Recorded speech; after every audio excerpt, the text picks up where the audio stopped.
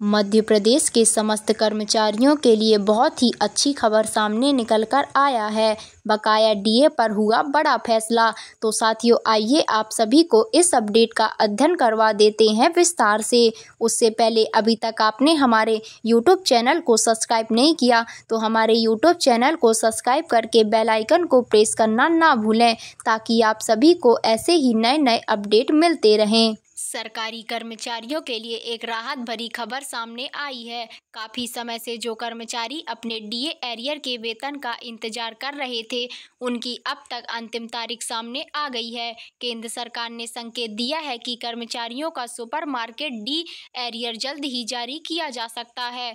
खास तौर पर 18 महीने के डीए बजाज को लेकर जिस तरह की चर्चा और मांगे हो रही थी, अब उन पर चयन से विचार किया जा रहा है, जिससे लाखों कर्मचारियों और पेंशन भोगियों को सीधा लाभ मिलने वाला है।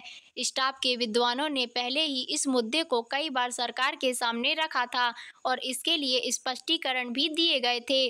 अब यह जानकारी सामने आ रही है कि वित्त मंत्रालय द्वारा एक रिपोर्ट तैयार की गई है, जिसमें डी एरियर पेमेंट की स्केल का आकलन किया गया है।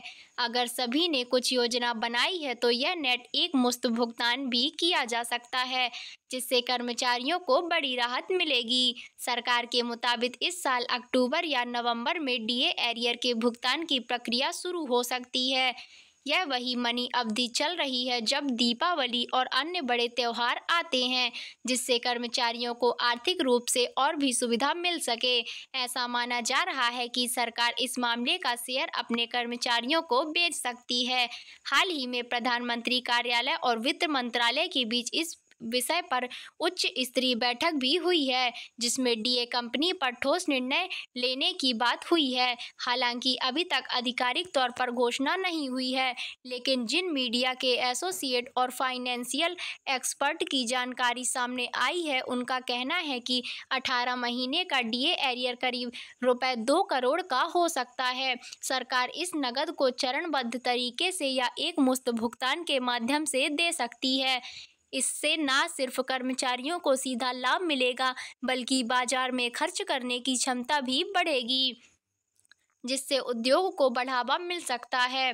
यदि सरकार 18 महीने के डीए स्नातक का भुगतान करती है तो ग्रेड पे और मूल वेतन के आधार पर हर कर्मचारी को अलग अलग राशि मिलेगी।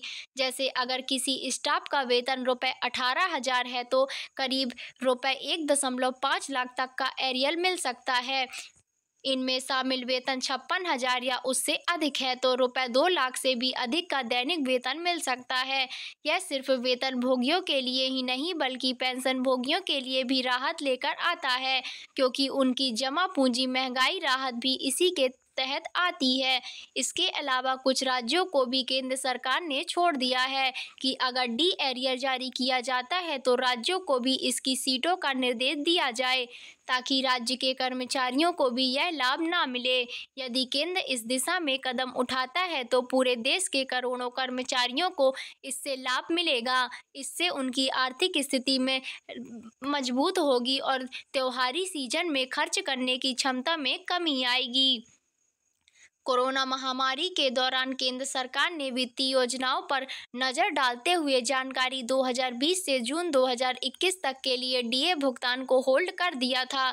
उस समय सरकार की दलील थी कि देश के अर्थव्यवस्था पर भारी दबाव पड़ा है और सरकारी खर्चों को सीमित करना जरूरी है। इस अवधि के दौरान 3 किस्तों में जो दा की खोज की थी वह नहीं मिली है और यही मध्य रात्रि एरियर अब चर्चा का विषय बनी हुई है। हालांकि जुलाई 2021 से डीए की बहाली शुरू हो गई थी और इसके बाद उसके हर प्रस्ताव में डीए बढ़ोतरी भी हुई है, लेकिन पुराना एरियर भुगतान जब तक रुका हुआ है। कर्मचारी विद्वानों ने इसे लेकर लगातार प्रदर्शन किया है और सरकार पर दबाव बनाया है। अब जब सरकार की आर्थिक स्थिति सुधरी हुई है और टैक्स ग्रुप में ग्रुप आकलन किया जा रहा है, तो उम्मीद की जा रही है कि प्रोडक्ट्स एरियर का भुगतान संभव हो सकता है।